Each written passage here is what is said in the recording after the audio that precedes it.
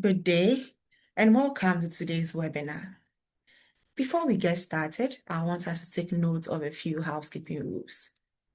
First, we'd like to mention that this webinar is being recorded and will be posted on our YouTube page. Currently, all participants have been muted.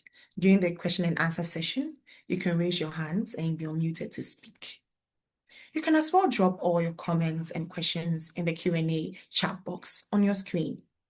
A survey link will be put in the chat box for you to provide us with your feedback getting to the end of the webinar.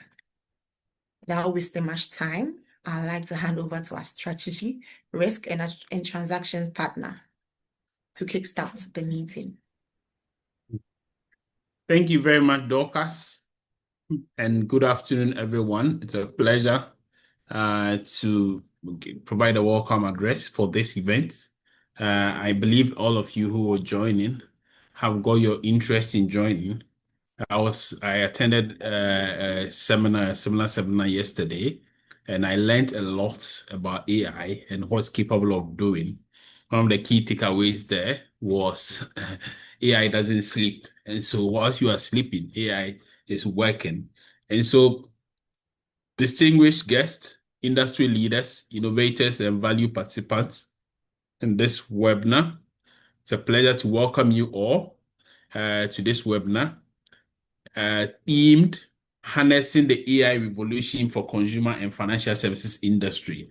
So we are focusing on consumer and financial services industry. And for those of us who are advisors and transaction advisors on projects, we know that these are the two industries that are driving business, particularly in West Africa, consumer and financial services.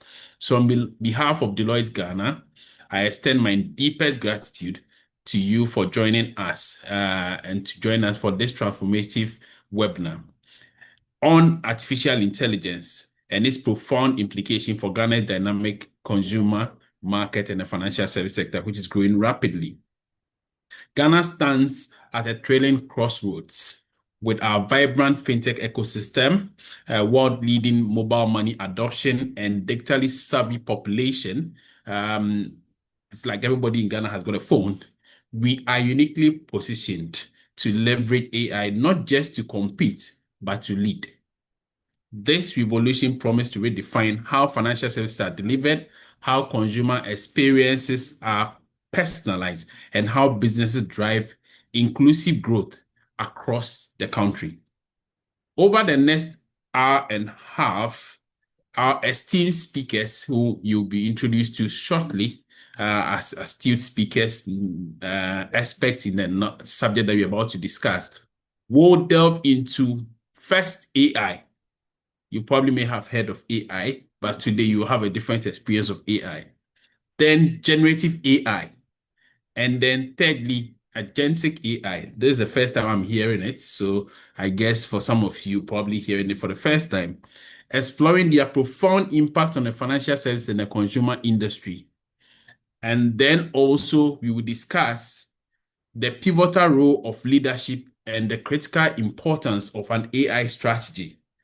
You probably may not have an AI strategy, but it's very important because AI now has to be part of your boardroom discussions and leadership meetings. This isn't just a technology discussion. It's actually seizing the opportunity to lead. Whether you are a bank reimagining your customer journey, an SME seeking to optimize your business operation, a policymaker, of course, on the public sector's side, shaping our digital future, this conversation is for you, and you're probably the right person in the room. So let's collaborate to ensure all AI empowers, to ensure that AI empowers Ghanaian businesses, protects consumers, and fuels our sustainable growth as we seek to reset our economy to a prosperous future.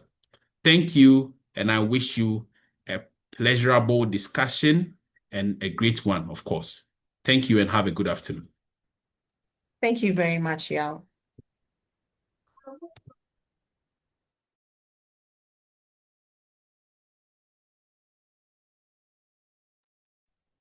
As speakers, we have Dr. Jania Okwichemi.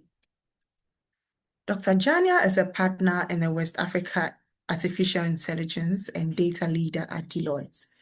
She assists organizations with their AI transformation journey to enable data-driven decision-making throughout the organization, helping clients set up data and AI strategy and target operating models and build core data analytics and AI capabilities.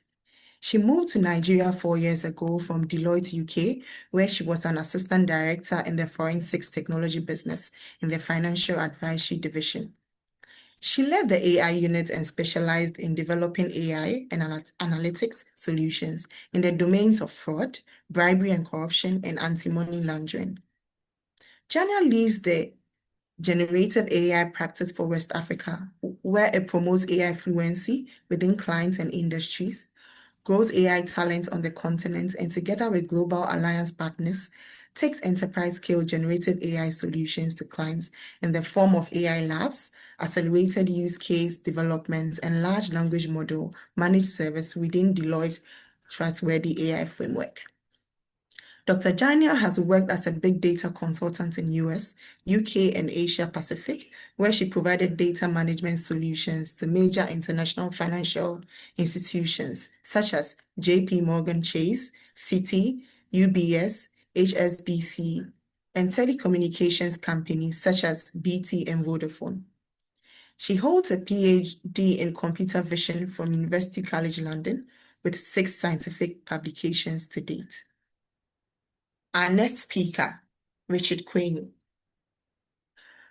Richard is a result-driven AI and data analytics senior consultant with 5 years of experience delivering impactful analytics solutions for multinational enterprises. Leveraging expertise in Power BI, SQL, Python, Excel, AWS cloud technologies, and AI expertise. He excels at transforming complex data into actionable insights across diverse industries, including the financial service industry, FMCG, energy and health industry. Specializing in financial data analysis and holding certifications in AWS, Microsoft, and Google for AI and data analytics and cloud data engineering. He drives data-informed business decisions and innovations. He also has a proven track record of effectively training staff and clients in data analytics and AI. Thank you very much. And these are our panelists. I'd like to hand over to Richard to continue. Thank you very much, Dorcas. I'm humbled by your introduction. And without further ado, I'll be presenting the slides so we get right to it. So kindly let me know if my slides are visible. Yes, Richard, I can see your screen. All right, thank you very much. So good afternoon, everyone, and welcome to today's webinar on harnessing the AI revolution for financial and consumer industry. Over the course of the next hour, the objective of this webinar is actually to help us understand how AI is impacting the financial services industry and the consumer industry. I'll be taking us through demystifying what AI is, generative AI, and why now. We will also go through some of the impacts of AI in the financial services and consumer industry. And then we'll have a fireside discussion with Jania on the risk of AI, what trustworthy AI is, the role of leadership, and the importance of AI. Now, I know that AI is a buzzword, and most of us here on the call have heard the term AI, but how many of us actually know what AI is? So I'll just be taking us through a brief history of what AI is, and then we'll jump into its impact. Now, AI is an acronym for meaning artificial intelligence. Artificial meaning man-made, and intelligence is the ability to apply knowledge. So in layman's terms, AI is the ability of computers to perform tasks that would require human intelligence. Now, AI is a large umbrella under which several different capabilities and technologies fall. Some of them are listed on your screen. There is machine learning, there's deep learning, neural networks, predictive analytics. There's also speech recognition, intelligent automation, and virtual assistants. Now, there are types of AI, also known as subfields of AI, that fall under the umbrella of the term AI. Some of these subfields that fall under the umbrella term AI are speech recognition, deep learning, machine learning, computer vision, robotics, and now generative AI. Um, Before the term became a buzzword in recent years, these subfields fell under the discipline data science. However, the term AI has come to take us by storm. Let us go through a brief history of AI. Now, even though AI has recently gained a lot of popularity and surge in recent years, the term was actually coined in the 1950s. Yes, the 1950s. When Deloitte was also trying to establish itself, the term AI was already out there. AI was the term AI was coined by a man named John McCarthy. He was a computer scientist, and he had a vision to be able to um, explore and research into the fact that intelligence can be described so vividly that it can actually a machine can actually simulate in intelligence. So that was his main goal. So John McCarthy is seen as one of the fathers of AI. Alongside him is Alan Turing, who developed the universal machine in the 1950s. He later on went to develop another tool called the Turing test, which was a benchmark to test computers to see if they are able to actually exhibit intelligent behaviors. Arthur Samuel is also another father of AI. He is known for developing the game of checkers, or actually developing a computer simulation of the game of checkers, right? In Ghana, we popularly know the game of checkers as dummy. So he first developed a computer system that was able to play checkers in the 1952. He's also known as the man that coined up the term machine learning. But it was not until the 1990s that a data-driven approach to machine learning came to be, right? And in the 1970s, in 1997, IBM was actually able to develop a computer system that was smart enough to play a chess game with the world's best chess champion at the time, Garry Kasparov. And the machine actually beats our world's best chess player at the time. So through the 2000s, from the 1990s all the way to the 2000s, there have been several different, AI has evolved, and there have been several technologies that have come up, from computer vision to facial recognition softwares. Facebook developed a technology known as deepface that was able to recognize or verify individuals on photos to the same level as humans could.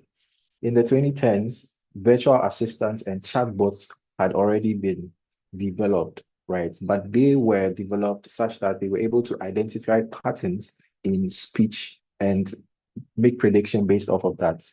Then finally, in 2022, there was a surge in um, the term generative AI.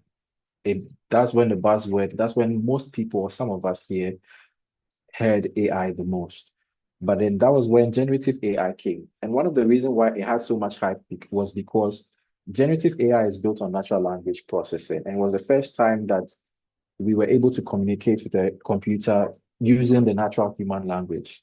And my partner, Yao, mentioned on the call in his introduction that he had heard a term that is new to him, and that is agentic AI. Agentic AI is a development that has come up in recent years, and then we'll delve deeper into that. But it's within 2024 to 2025 that agentic AI has come up. I'd like to add that with generative AI, the company that um, became most popular and was known for generative AI in the 2022-2023 was OpenAI, for the development of the product ChatGPT. And I would like to add that OpenAI is an AI research company and has had large investments from NVIDIA and Microsoft into their plan for the future with regards to artificial intelligence. I think that they already saw the future and saw where we would go in terms of technology. And NVIDIA, a company that was largely focused on gaming and developing graphic GPUs, graphic processing units, invested a lot of that in OpenAI. And the GPUs that NVIDIA creates are a very pivotal piece that powers up OpenAI. And NVIDIA and Microsoft are now actually sitting as the second and third most valuable companies in the world, largely because of their operations and also investments in the future. Now, what is generative AI? Now, generative AI is largely used interchangeably with AI, but then generative AI is actually a subfield of AI, right? AI is able to perform tasks that would require human intelligence. However, generative AI is able to produce new information or new data based off of patterns of information that it has studied or analyzed, be it text, be it images, be it audio or video. Generative AI is able to generate or be creative enough to develop new data based off of the training it has gone through with historical information. Generative AI is a subfield of artificial intelligence, and it was built on machine learning, deep learning, and even natural language processing to be able to do or produce the outcome that it is producing in our world today.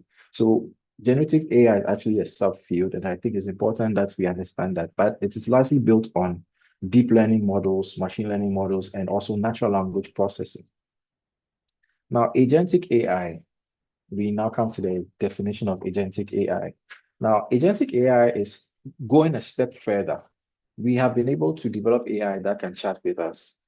However, AI requires that you give it specific instructions for it to be able to perform a specific task. But with agentic AI, it's the ability of AI systems to be able to perform tasks and make its own decisions and take actions without constant human supervision, meaning that you don't always have to interact with the AI in order for the AI to be able to come up with a result. It's able to take decisions based off of the information that is in front of it. And of course, based on the information that has been trained on in the past, and to analyze its scenario and make decisions based off of that. Some examples of agentic AI are self-driving cars. Yes, I know that a lot of us have already heard of Tesla for developing a self-driving car that can actually take you from point A to point B, and all you have to do is reverse. But how many of us actually knew that that's an example of agentic AI at work, right? I recently heard that we already have robotic vacuum cleaners that can actually clean up your room space by itself, but it also has sensors, just as the car does, that is able to sense if there's an object in its way and move away from that. Those are also examples of agentic AI. Then we also have AI-powered customer support. Now, the agentic AI is able to act as a personal assistant that is able to communicate with you and give you information based off the information that has been trained with, and also make decisions, and not just make decisions, act upon that decisions to give you an outcome. So there are a lot of virtual agents that can handle customer inquiries, troubleshoot issues, and even escalate complex problems to human agents. Now, in the supply chain for the consumer industry, processes like stocking up inventory, distributing goods to the final consumer, we are in a world where data is growing and data is being created every step of the way. And even with the supply chain, we are largely dealing with data. And I also have to add that AI is largely dependent on data. And wherever there's data, AI is not too far off. And so agentic AI has come to help us complete our work in the shorter possible time. So with the supply chain, AI bots are able to streamline the process such that each and every stage is interconnected and is able to make decisions based off of that to enable a smooth sailing supply chain management. And even in cybersecurity, cybersecurity involves largely monitoring network traffic, logs, and user behaviors through large volumes of information that is provided. Now, these agentic AIs are able to identify these potential threats and vulnerabilities that may arise during these checks, and can automatically take action like blocking malicious traffic. And finally, agentic AI can actually do financial trading. So you can actually ask the agents to perform a trade for you or check on the market, and it will be able to analyze information on the market and aid in financial trading. Now, I want to bring us to the question, why evolve? I know that a lot of us, not everyone is excited about AI making developments. AI has come a long way from a theoretical concept to groundbreaking technologies, but it has not come to take away our jobs. It's come to make our lives easier. Now, I know that looking at the screen, what you see here sounds very, very opposite to what I just said. But the point I'm trying to make is that we also have to ensure that we equip ourselves with the knowledge and skill set to also remain relevant as well.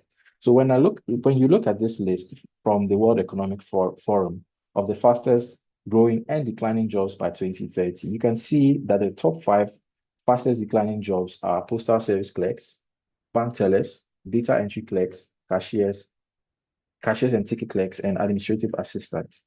Now, one thing that is in common in this is that there's a lot of manual task that is being done by these people, and AI has come to automate a lot of processes. And that is one reason why these jobs are declining, because technology is actively doing what humans used to do. The fastest growing jobs are big data specialists, fintech engineers, AI and machine learning specialists, software and application developers, and security management specialists as the top five amongst a large number of jobs. And one thing that is common is that they all relate to technology. I believe that it's important that we all equip ourselves with the know-how of technology, because now employers are looking at employing people that have a blend of the business side of things and the technology side of things.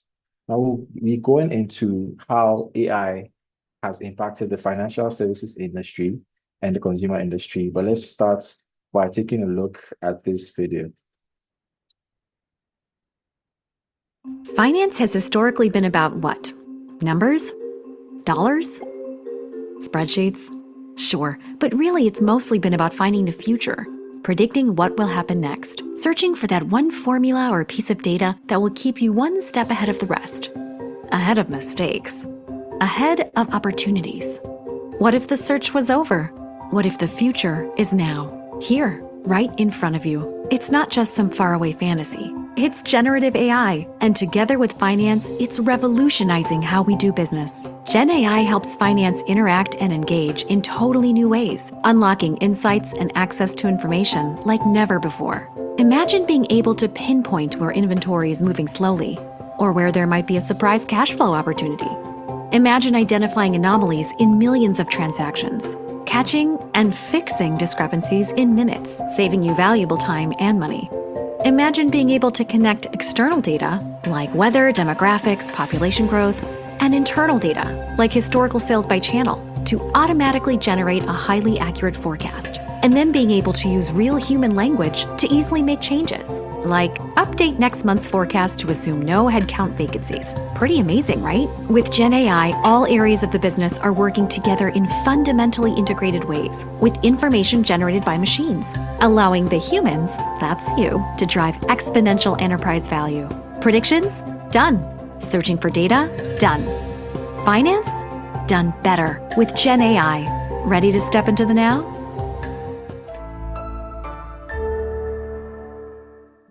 Are you ready to step into the now? One thing I like is the ending of the video where she says done, meaning that everything was done very quickly. So some of the use cases of AI in the financial sector is the automation of processes.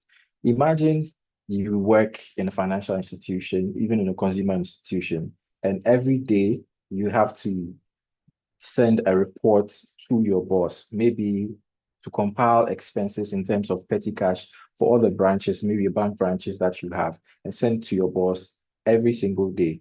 Imagine perhaps your boss needs market trend information every single day. And every morning when you go, that's the first thing that you have to do for your boss.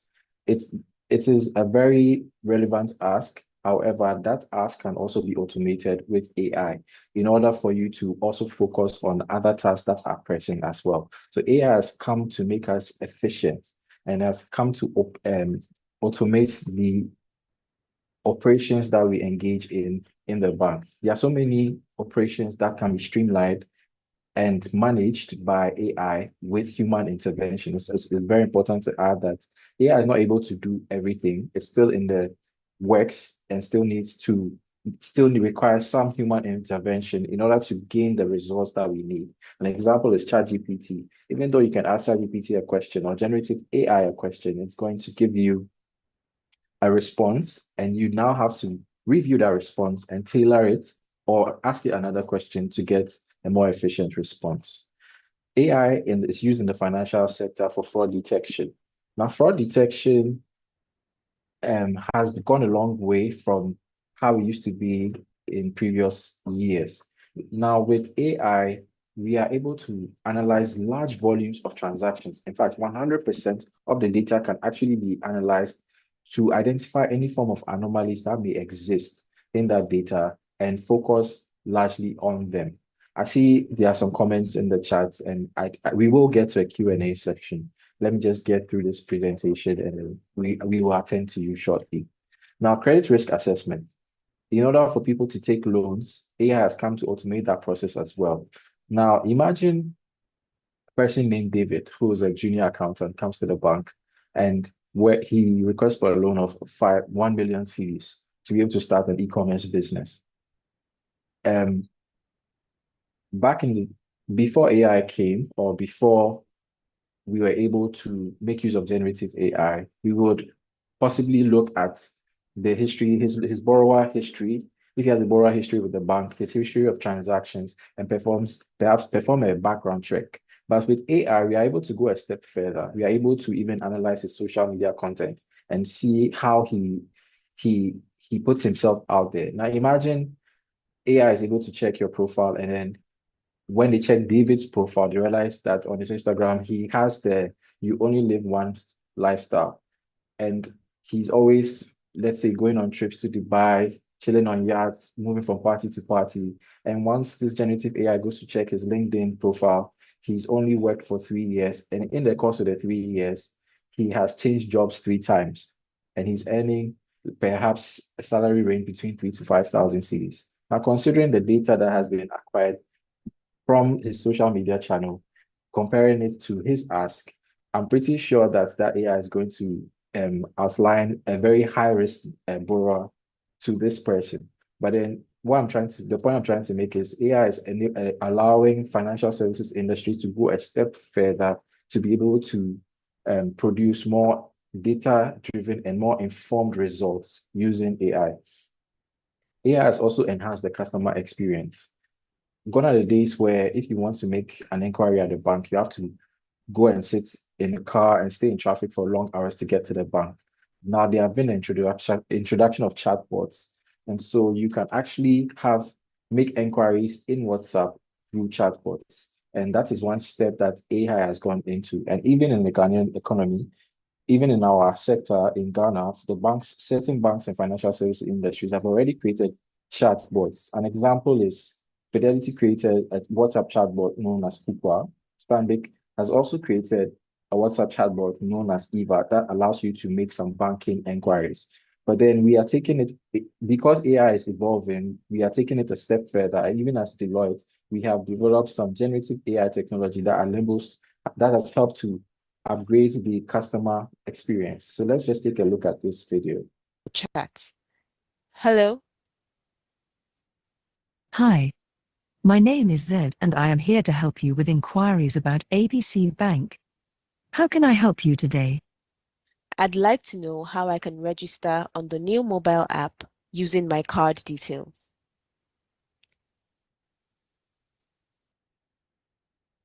To register on the new mobile app using your card details, follow these steps. 1. Select the debit card option. 2. Enter your account number or phone number. 3. Enter the last 6 digits on your debit card. 4. Enter your card PIN. 5. Input the 4-digit verification code sent to your phone number. 6.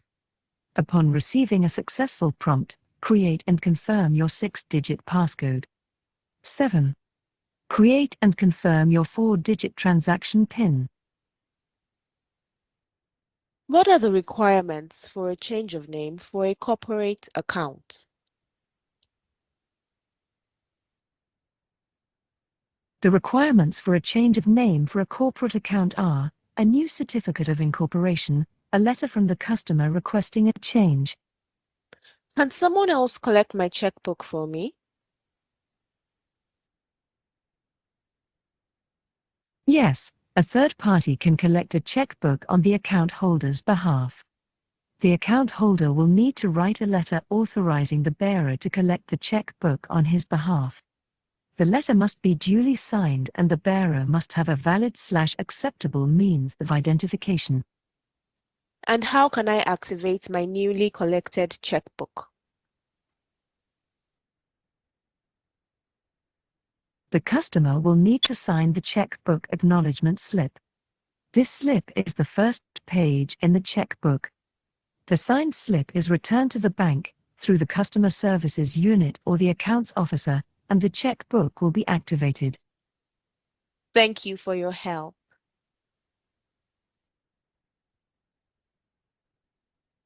Okay, so this is an example of a development by Deloitte, taking it a step further to add an avatar and also include generative AI capabilities to enhance the customer experience.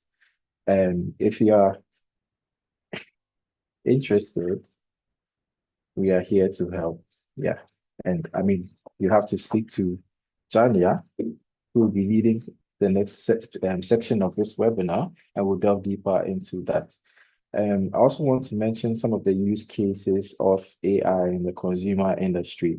Some are very similar to the financial industry. Of course, I do have to mention sales forecasting. Now, AI provides predictive analytics capability that is able to, AI is able to analyze past or historical data and make prediction based off of that data. And so it's very convenient with regards to um, forecasting sales when it comes to the consumer industry and even in the financial industry for revenue forecast as well. AI has also enhanced the customer experience because we are able to even put together recommendation systems that are tailored towards the client. For those of us that are not too sure what a recommendation system is, um, for those of us that have social media channels like Facebook or Instagram, you realize that when you actually search online for a specific product, maybe you're looking for a school bag, once you've searched for it, the next time you go to your timeline, you realize that a lot of bags keep popping up from different sellers. That is an example of a recommendation system, and that is AI at work. It also helps in supply chain management. As I mentioned, AI enables you to streamline that process of distribution, of logistics, and channeling to the final consumer by orchestrating the workflow, right? AI personalizes the customer. It also personalizes your marketing experience. With generative AI, you are able to even become more creative to create new products. Imagine you are thinking of a new product, maybe perhaps a new drink that you want to um, add to the market or introduce to the market, and you're thinking of a design to use for perhaps your logo or something. Generative AI is able to help you put your imagination or bring your imagination to life, and also helps minimize the amount of time that it would have taken to be able to spend in creative works. And finally, also helps in process automation.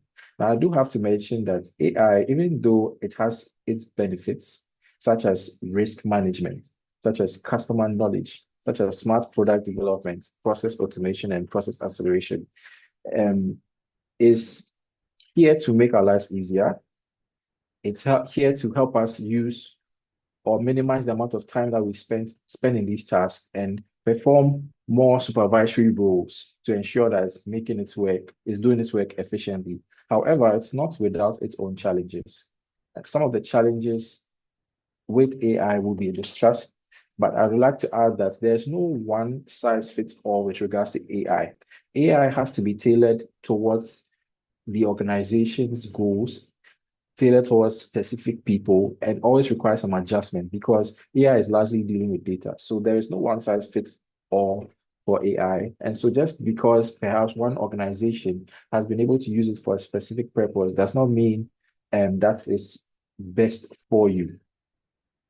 So a recent survey was done for more than 3,000 C-suite executives, and it was identified during that survey that they had varying views of opinion with regards to how AI would impact their organization, right? Some felt that AI would be best suitable for the organization in terms of the customer experience, whilst others felt that it would be better for sales forecasting and even operational efficiency. These varying views of opinions tend to hinder the progress of AI development and its adoption, because some people may feel that it's not the best fit for their organization. But I'd just like to add that it's AI is we are able to tailor AI to meet specific needs. Another challenge of AI is data availability and quality. AI is largely dependent on data, and there is the saying, garbage in, garbage out. And so high quality data would give you high quality results, and low quality data will give you not so accurate results. It is important that we check the data that goes into these AI tools, check its completeness, its accuracy, check the governance framework around it to ensure that we are feeding the AI tool the right information that does not have any loopholes in it, right? So that's one of the challenges of AI. Another challenge is transparency, accountability, and compliance. Some people feel that they will not be able to audit AI. Why? Because it has several different layers of code, several different algorithms or neural networks. And so some people feel that its traceability and auditability will be difficult. That brings us to my fourth challenge, which is an understanding of AI and its implications. A lot of us do not understand what AI is and how it works. And so, because of this lack of knowledge, there's a saying, for lack of knowledge, my people perish. It's important that all of us acquire the knowledge with these evolving technologies, because things are only going to get more interesting from here. A few years ago, we heard of AI, then Gen AI. Now we are hearing of agentic AI. Who knows what the future holds? And finally, the fear that AI will take our jobs and would increase staff turnover. Some people are of the view that introducing AI into their companies would demotivate their already existing staff and lead to a high staff turnover in an attempt to secure themselves. It's important that we, again, acquire the knowledge that is required to be able to live side by side with these technologies and be more efficient at our job. And that brings us to the end of my presentation. And I hope I was not moving too fast for you, but then I know that some people already have some questions which we'll get into. But for now, we are going to have a fireside chat with our Deloitte Africa AI data leader in Jania on some topics such as the AI risks, the role of leaders and the board in AI, the importance of having an AI strategy. So, Jania, welcome. Thank you, Richard. It's a pleasure to be here. Hello, everyone. Good afternoon. Hi, Jania. Hello. I don't know if you have some questions for me, but I mean, it's supposed to be the other way. So, Go ahead. You did a great job of really thoroughly going through what AI is, how it's been evolving over the years, and how it's really transforming the industries. all right, thank you so much. But then I myself, I'm not, even though I do have some knowledge, there's still a lot more that I need to learn. And I just wanted to start by asking about the risk associated with AI. Now, given the rapid, adoption of AI in the financial services, what would you say are the most pressing or underestimated AI risks that institutions in Africa or in Ghana and Africa should be particularly mindful of? Sure. Actually, this is not a typical response that I would give, but for some reason, this is the first thing that came to my mind. The very first risk is not leverage it, actually, to think that it's something of the future, because it's something that's here to stay. The idea is to actually have your organization and institution ready to leverage AI. So do your AI readiness assessment. We're going to come to that later. But now let's say you are leveraging AI. You should be aware that, all the wonderful stuff that Richard talked about are true. AI can do so many great things for you, and it's also important to mention is that data is the fuel behind AI. So it's important to have your data in place to run your AI. But there are so many risks involved with AI, and it's important that you're aware of this so that you actually put in place the right guardrails as you start to leverage AI so you can innovate with trust. And we can touch upon several aspects of risk. We talked about data. Let's actually talk about the data accuracy and the risk of using the inaccurate data, then you get wrong results. And one specific risk that is not so obvious that comes from data is bias risk. So you might build unintentional bias in your algorithms by not leveraging a very how do you call it, very accommodating and very inclusive data. What do I mean by that? I'll give you, this is actually a personal example, even though it happened now about 20 years ago. So this is when I graduated from university as a gift of sort of a top graduate. I got a HP camera that was a digital camera, which was a new thing at a time. And one of the new technologies was that it could do face detection. So if you remember back in the days, if you had the camera, it would put a square around your face.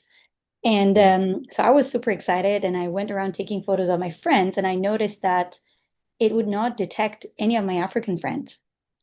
And I used to just jokingly say that my camera is racist, but it was actually Wow. true because think about it. How is AI developed? You have to build the model and you have to train the model on a training data. So now imagine in this case of the poor HP, camera, it was built in the US, it was trained on Caucasian data. So it I had no see. chance of recognizing non-Caucasian faces.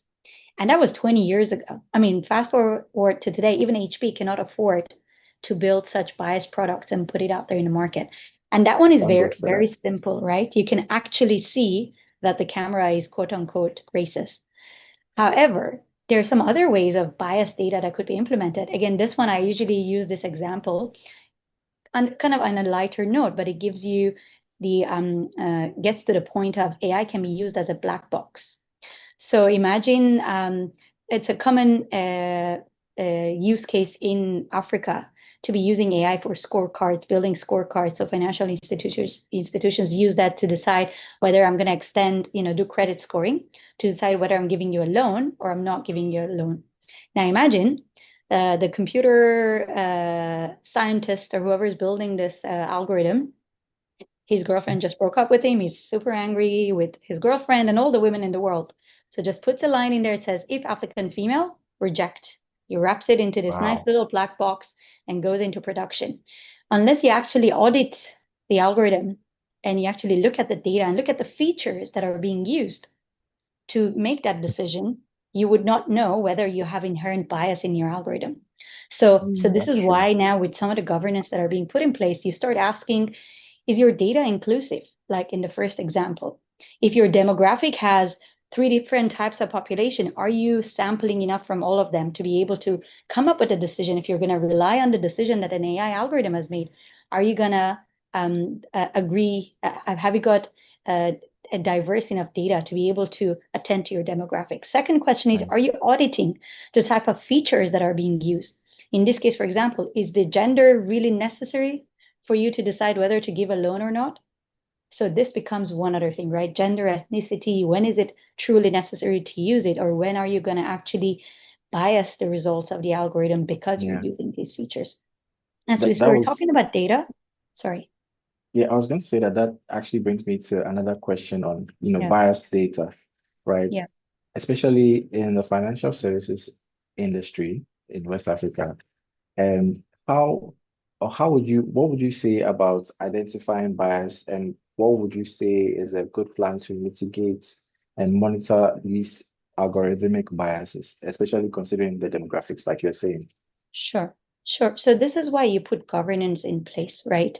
So there's actually a process that goes into how an AI algorithm goes into the inception to the production.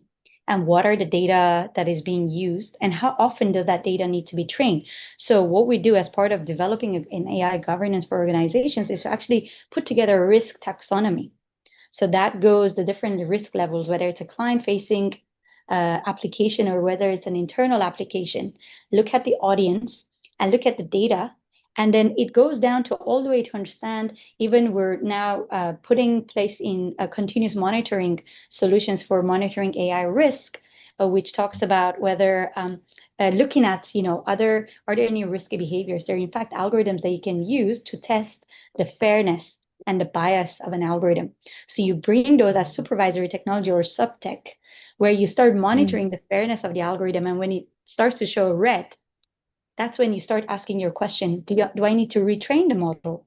Because maybe the model you developed was fit for purpose last year, but today your demographic has changed. So that's another thing you need to worry about. What you build today may be good for today, but may not be fit for purpose 6 months from now, 1 year from now. And on that note, That's Richard, interesting. going back to the different risks as well, I think it's important to talk about the privacy risk, right? So we talked about the bias and ethical risk, but also Yeah. the data privacy risk. Similar regulations like the data privacy, like the GDPR, the local versions, the POPI Act, all of these are also equally applied to AI, and goes beyond, right? In terms of protecting your confidential Yeah. information and protecting personal information. I know a lot of people always think about how AI is protecting or how AI is going to, keep a hold of the data that we are feeding it. Some people feel like the AI already knows their history. So It's and I know true. that financial services and the consumer industry are Yeah. also making use of these AI tools. So how can they trust? Like, Yeah. how can they trust? Absolutely. So again, that fact is true. If you give your personal data to the AI and the memory is on, it will remember, which is why practitioners like me were very wary of even ChatGPT. I don't need you to remember my memory. I don't need you to know. I don't use personal information. I'm very cautious. And I have been since the Facebook days. That's why I stopped going on Facebook, because it all of a sudden started recommending wedding rings for me as soon as my status went to engaged. And that was not a coincidence. And I knew that, right? But how can organizations still leverage that without also risking some confidential information? So that's Yeah. where, again, one of the risks and the mitigating points is to create awareness. Richard talked about how wonderful it is that generative AI assistant can come and create a whole report for you. Now imagine that poor analyst that usually takes him or her 8 hours to do a report, and he or she's under pressure and remembers, ooh, ChatGPT, I can go and use my friend, and now puts all your company financial information out there. And that's it. Once it's out there, then it's accessible to everyone, right? So this is Yeah. why when you are leveraging generative AI, you actually build your own environment, and you actually put controls in place that information only goes out in and not in out. And what do I mean by that? The model is built within if you're in a cloud environment, within your cloud environment, within your space, and you only allow it to access publicly available information, to bring it down, to enrich the model you're building, and not the other way around. It's not actually putting your information out there for everyone else to access. And this is why you need to build the capability, and you need to have trusted advisors who help you put these guardrails. And also, Richard, put the human in the loop, right? The same controls that you need to put in place. You have an internal audit team, you have a compliance team. Any other application and algorithm that you're developing goes through some of these. You now need to have a dedicated and designed processes on how do we get AI applications into production and Gen AI applications into production with those controls and due diligence put in place. That's great. That's great. Um, can I now I just want to ask on the role of leadership and the board when it comes to AI. What would Yeah, you say that the role of leadership is with regards to AI adoption? sure. So there are a few critical things that are always on the mind of the boards and the leaders, and rightly so. One of them is talent, the culture of innovation, and risk mitigation. And, and these are the three key things that the board needs to get it right. And why is that? First of Please all, come if you're again. board, You said talent. yes. So I said the having a culture of innovation, so setting the tone at the top, the Oh, impact okay. on talent, and putting the governance and strategy together to actually get that done appropriately. And why is it critical? Because imagine if the board is not aware of what AI can do.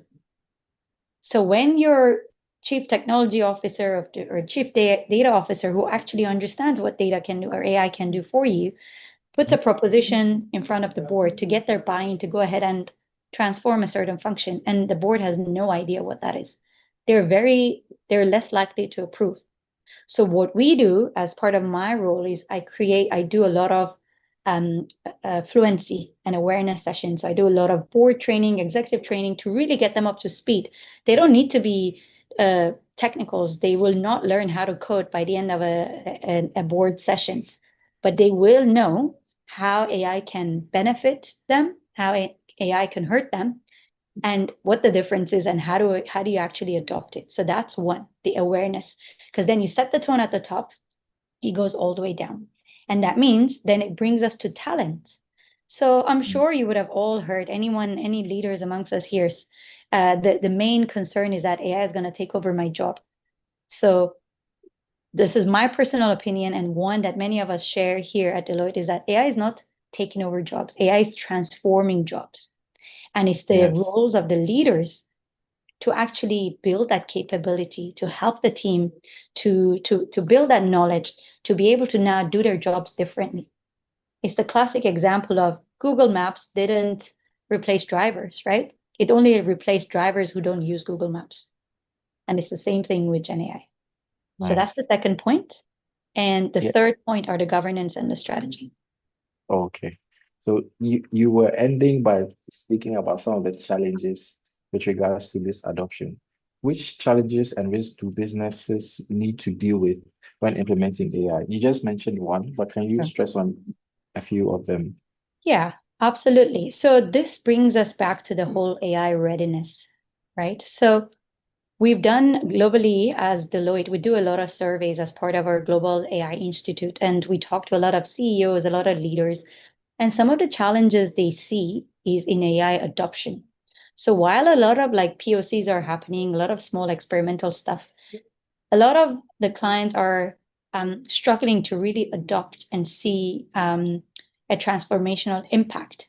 And when you go to the root cause, the reason is because there's a gap between the leadership, so the business side of things, and the IT, where IT thinks that AI is going to solve all their problems. Business think, oh, we're spending so much money, we're not seeing any impact.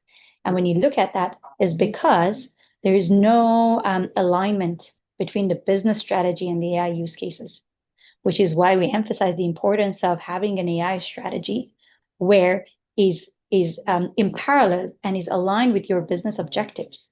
It's only then you're actually looking at saying, what am I trying to achieve as a business in this year or in 5 years' time or in 10 years' time?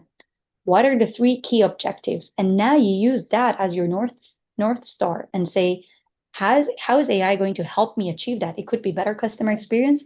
It could be more efficiency operationally, or it could be better or more revenue growth. So those are the challenges in the adoption. And once you've identified that, that now gives you the strategic sort of North Star where you're going to head to. But then, Richard, you look down and say, okay, I know what I need to do. Do I have the right tools to do it? And what is that? Do I have the right technology? Do I have the right data? Do I have the right people to do it? Have I got the governance in place to do it? It's not just about AI. It's not just about the technology. All these other components need to work The right out for you to be people, the right ready data. to adopt. Exactly. So would you say that that falls under the elements of a successful AI strategy? Absolutely. Absolutely. So the elements of a successful AI strategy is you start with the awareness. So you now have a basic awareness in the organization. Everybody has signed in to grow together. And then you look at putting your AI roadmap together, which is prioritize use cases that align with your business objectives. You then do a feasibility or viability assessment to understand, okay, you have 20 use cases you've identified, but which ones are the quick wins you can go ahead? So it's creating that AI roadmap. And then looking at your data, people, processes to see what's available and how you can achieve those. And then other key components are an AI policy. Now that you've decided you're going to have in the next 1 year, you're going to turn around 20 AI applications. Do you have an AI policy document in place that merges some of your other existing policies in terms of your data protection policy, some of your risk policies internally, some of your compliance documents, and all of the other governance components that exist in the firm. Yeah, that, You that have reminds me. I was about to ask, are they really necessary having an AI policy and regulations? They yeah. are. So that's a very good question, Richard. So let's pick a financial institution, for example. In FSI, we're very good at complying with regulation, right? Yeah, Because it's a heavily regulated industry and there are always regulations and you're up to date, and you follow them. But when it comes to AI, the very first comprehensive AI regulation, which is the AI EU Act, only came into effect last year, April. And that's in Europe. interesting. And it will still take time for it to take effect, right? Yeah, However, organizations cannot afford to wait for that to become legislation, to become a regulation in your country, to now start to follow it. Which is why at Deloitte, we have a framework which we call our trustworthy AI framework, which would guide you to put some of these guardrails and the governance around it. And then that, Richard, translates into your AI policy document that says, we have a policy. These are the tools you can use. These are the tools you can't use. A new tool or a new solution that's being developed has to go through this process, needs to get these approvals based on our risk taxonomy. These are the human in the loop or controls that you need to put in place. So that way you safeguard and you innovate with trust. And I really want to emphasize that point. It doesn't mean don't do AI. It's the opposite. Put the right guardrails in place so you can actually then go and innovate and trust that the process that you're putting and it's not going to harm your organization. and I just want to ask for those of us that may not understand, in fact, myself, what does AI governance mean, and who would you say in an organization is responsible for AI governance? Yeah, that's a very, very good point, Richard. So AI governance in short is basically your control tower. It's those individuals who are going to be accountable for making sure that things are done properly. With regards to AI. With regards to AI, yes. Similar to if you have a chief compliance officer, right? If your organization gets in trouble and is not compliant with the regulation, there's going to be reputational damage. There might be financial fines and penalties. And worse, if it's really terrible, your chief compliance officer could go to jail, right? Because the person is accountable for the compliance. Now imagine an AI algorithm. If the decision was made by an algorithm, you think the algorithm cares about going to jail? No. So who is accountable? It's to put that accountability in. And that's what the governance is. And it's going to involve all of the other governance components in it. So it would involve a chief compliance officer. It would involve your chief risk officer or chief information security officer. However, some organizations are choosing to actually appoint a chief AI officer who now takes seat at the head of this governance committee that's going to take overall responsibility while working with internal governance and other internal functions to make sure that the right processes are put in place and implemented. That's wonderful. I think I've learned a lot. So I wanted to ask, in fact, I'm right now I'm thinking about how I can even fit in that chief AI seat in a few months or years to come. But then what would you say should be the next steps for every organization that are hoping to integrate AI into their operation? Yeah, that's also another good point because when we usually talk, Richard, it gets very overwhelming, right? Wow, there's so much to do. Where do we start? But it's a simple step. We even usually have this slide, that we just show a few steps at a time where it starts with creating awareness. Are your leaders aware? Are your functions aware of what's happening? Create that awareness. And then you go into ideation. You start to have workshops and understand what are your business objectives and how is it that you can use AI to actually attend to your own problems and answer your own questions because how you leverage AI is different from how your peers leverage AI. And then it moves to POCs. So let's start doing small proofs of concept. And once you've done a POC, you can then start to build that into minimum viable product and scale up and actually put into production. So that's one angle that gets you from awareness, ideation, POC, and scale up. In parallel, you start developing your wider AI strategy, roadmap, governance. So those are the things, if you can start thinking about it in small chunks that all together comprises your AI journey, then you're there. And also ask yourself the question, where are you? Because it's a journey. It doesn't start and end. It's not a project. It's a journey. Where are you on this journey? Depending on where you are, then you look at what are some of those components that you need to leverage. I think that's very valuable. That's very insightful. So I have in my presentation mentioned that knowledge is very important, but then can I just ask you in your own words, how can Deloitte as a whole help organizations out there that are looking to adopt? How can we help them adopt AI? Sure. So we do exactly as I just said, right? So we want to be your trusted AI and data partner. We want to go on this journey with you. So we will look at you and we'll see, where are you on this journey? Are you already doing some use cases and you're thinking we're not really going anywhere? Let's come and strategize. We'll come and help you build your strategy. Or it could be that you really you need a little bit more support on ideating. We come and show you the art of the possible for your organization, and we'll bring all of your stakeholders together to do an ideation as to what could an AI application, or how could AI transform your particular business. We can help and run labs for you, ideation sessions, and help you build that use case. Once you do have use cases, we can come and see how we can invest together with you and our hyperscalers and alliance partners to perhaps do a proof of concept for you. Because once you see, once you see something tangible, then you get the buy-in from the business, and then you can go and elaborate on that. Those are some of the things that we do practically, from creating awareness, doing board and executive training, doing ideation and AI readiness assessments, to helping you build that roadmap, do a POC, do your governance design, and help you get on your journey. But one last thing to say is it's important to always think big, start small, and scale up. Thank you very much. I think I've learned a lot in this discussion session about the role leadership plays, why it's important to have an AI strategy, why we need to learn, why we need to acquire knowledge. And I believe that we've all learned something too. And I'd like to move to the next session, which is the Q&A. I believe some people have some questions in the chat. So I'll be going through those chats just to find out what questions they have.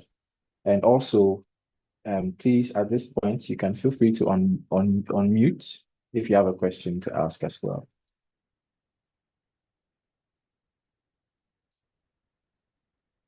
So there's one question in the chat by Emmanuel. He says that the current predictive models are being developed and run in R and Python, but are there any data risks associated with these open source systems?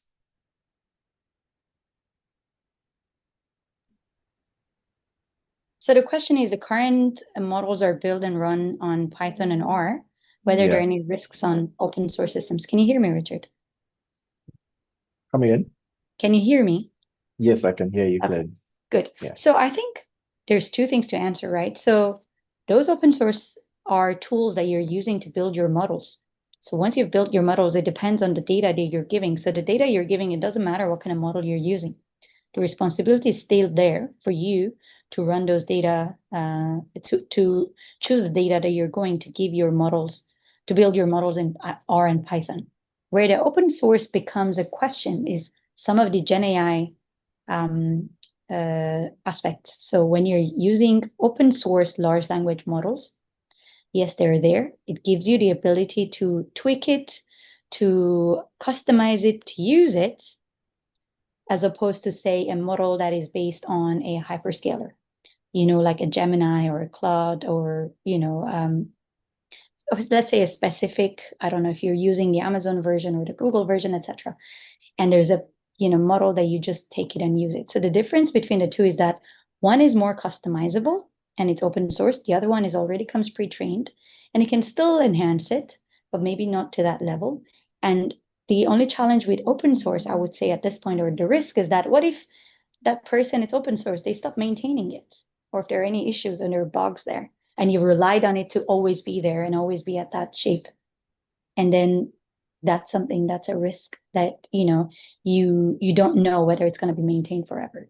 Whereas maybe with some of the other hyperscalers, at least there's some sort of a effort put in place to always be there, or different versions coming in.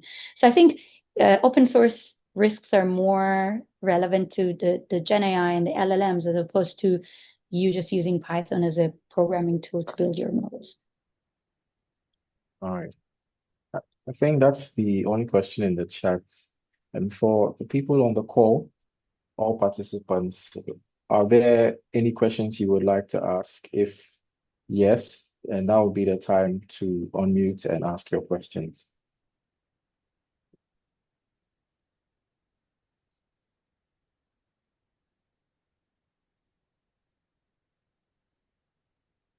I think we have about 5 minutes for questions. Well, does it mean that we all understand or are very privy to AI and what it entails and its impact on our industries? I think you did a great job explaining, Richard. That's why. Thank you very much. I'm glad. If I was a teacher, I'll be happy if I taught and there were no questions asked in the class, hoping that they'll pass the exam.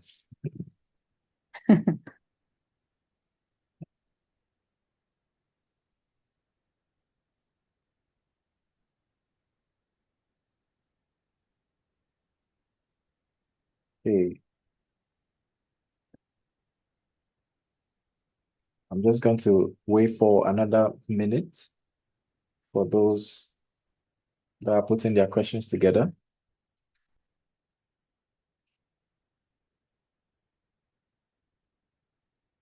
Okay, so there's one question in the chat. Oh, in fact, there are two. How do you suggest that older generation of senior managers be convinced to adopt AI in the workplace? So you remember when I was talking about creating awareness at the leadership level?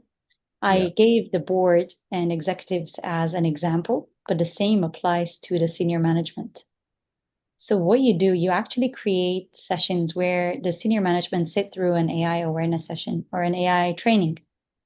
And also, at least the way I do such trainings is to really understand, we have various different levels of, in a single room, they're all leaders of the same grade, within an organization, but they may have various levels of knowledge and understanding of AI. So, but the session goes in a way that you understand, you touch the fundamentals, and you, instead of going too technical, you actually help them understand the impact of AI on business.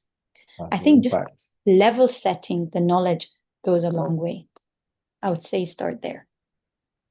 Because I know there are some people that are set in their ways.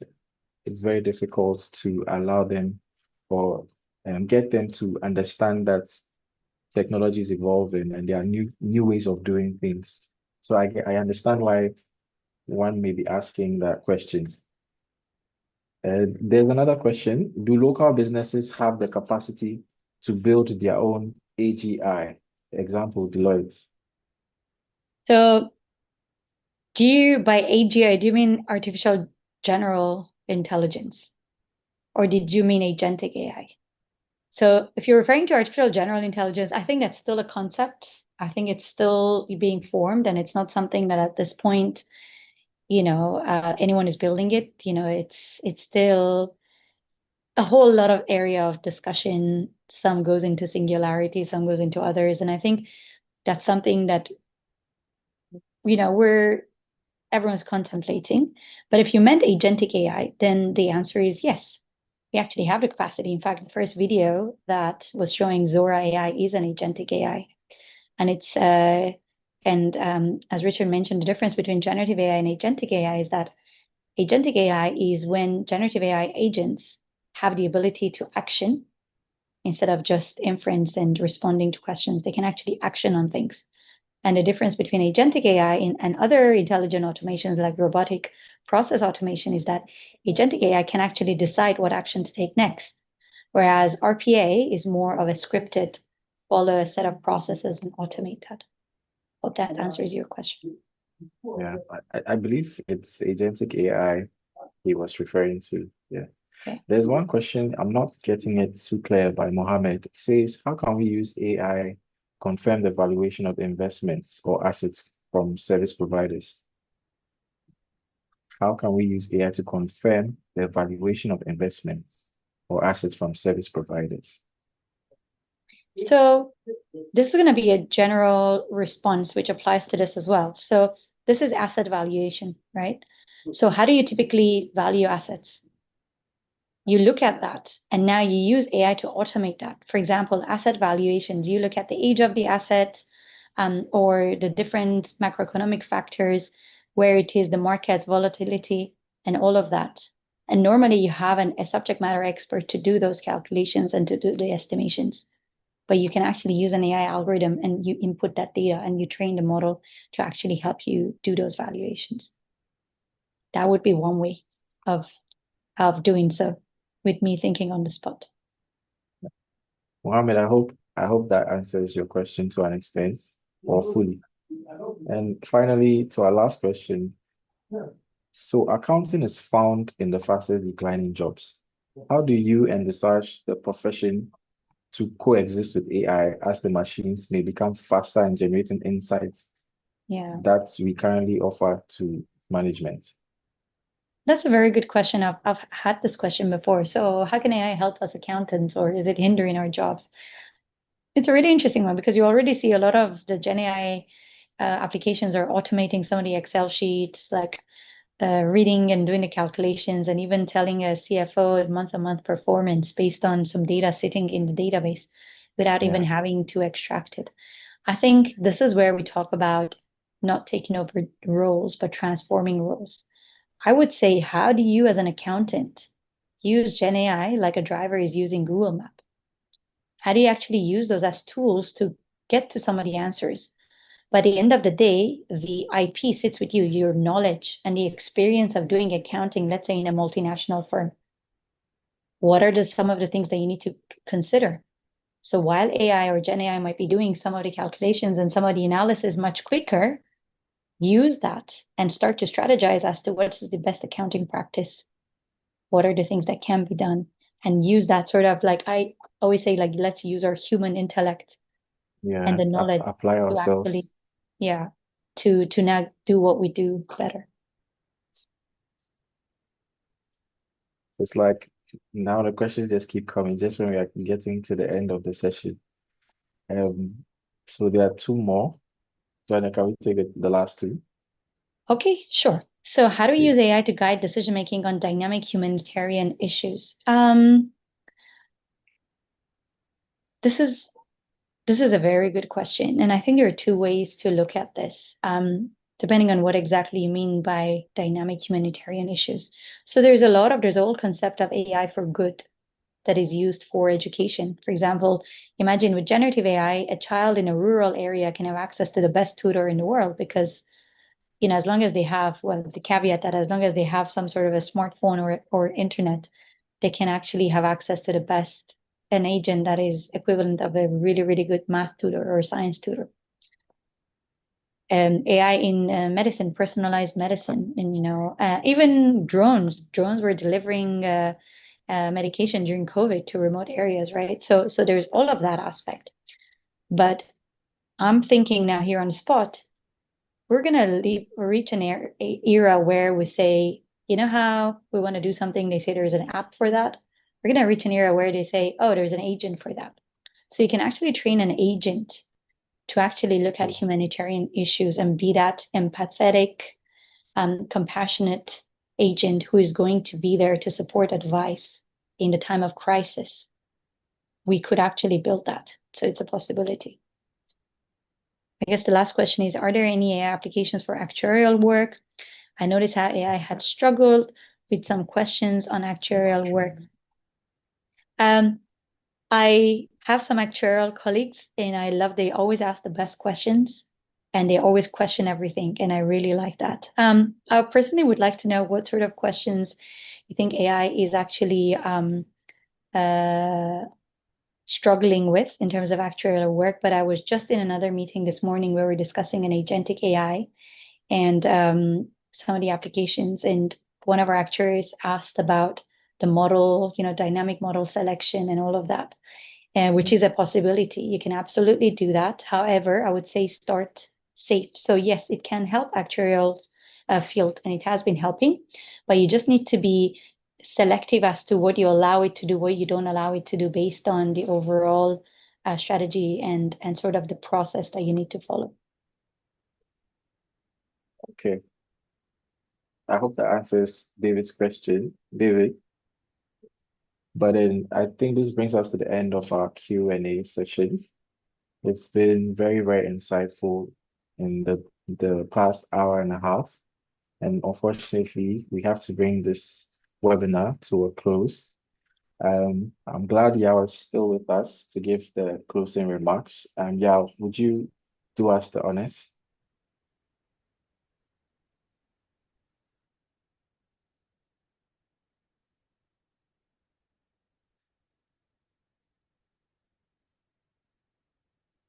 Hello, Yao, are you with us? Hello? Hi, we can hear you. Yeah, hello.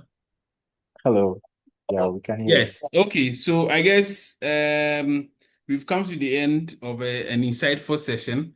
I just kept listening and learning something new. And it's like AI is a new thing that you never learn or you never stop knowing something about it. There's something new that you learn every day. If we have to organize this session the rest of the week, you will learn something every day. And I'm very grateful that you've shared insightful sessions. And actually, a few questions came through, but that shows how in-depth and how insightful the session has been, and that people have really enjoyed it. So thanks so much, everyone, for participating. You are our special guest. I saw just about 140 people on the call, which is very impressive. It means you are ready to transform your business. As I said, the consumer and financial services industry are the key drivers of industry, particularly in West Africa. And for us who advise investors, we see that a lot of investment are going to the consumer industry and also going to financial service sector in West Africa. And so you are actually positioning yourself to drive your company, to drive your business, and to take the lead ahead of everyone. One of the interesting quotes that I heard about AI is that it will not take your jobs away from you. It is those who have mastered the art of AI who will take your jobs from you. So if businesses who have mastered the AI will take your business from you. And so if you sit back and watch, your competitor will take your business, not because they have brought AI to take up away your jobs, but that they have mastered the use of AI. So let's stay ahead of competition. Let's stay ahead of the game. And with what you have learned today, I hope you go and tell your bosses that they should develop an AI strategy and they'll be the market leaders. Thank you very much. And thanks again, Jania, for such insightful session, and Richard for managing this and of justly moderating it so well and perfectly. Thanks, everyone, and have a good evening. Thank you, Yao. Thanks, Richard. Before the session ends, I just wanted to add that at Deloitte, we do have a training academy where we train people and educate people on AI, its impact, and also some AI and data tools. Let me just project this one pager. This is to help us easily adopt to what AI is and also equip ourselves with the know-how that is required to remain competitive in the market, as Yao has mentioned. So for any of us that are interested in signing up to this AI Academy, over the course of the year, there are going to be training programs, paid training programs in Python for AI basics in Python, Microsoft Power BI for business, SQL for the financial industry, and more. AI fluency, and the likes. So anyone that is interested in signing up for AI and data analytics training and can scan the barcode, but then a link would also be pasted in the chat that would where you can also register if interested, right? So that's this barcode I'm just going to leave on the screen. And the link has also been pasted in the chat for anyone interested in registering.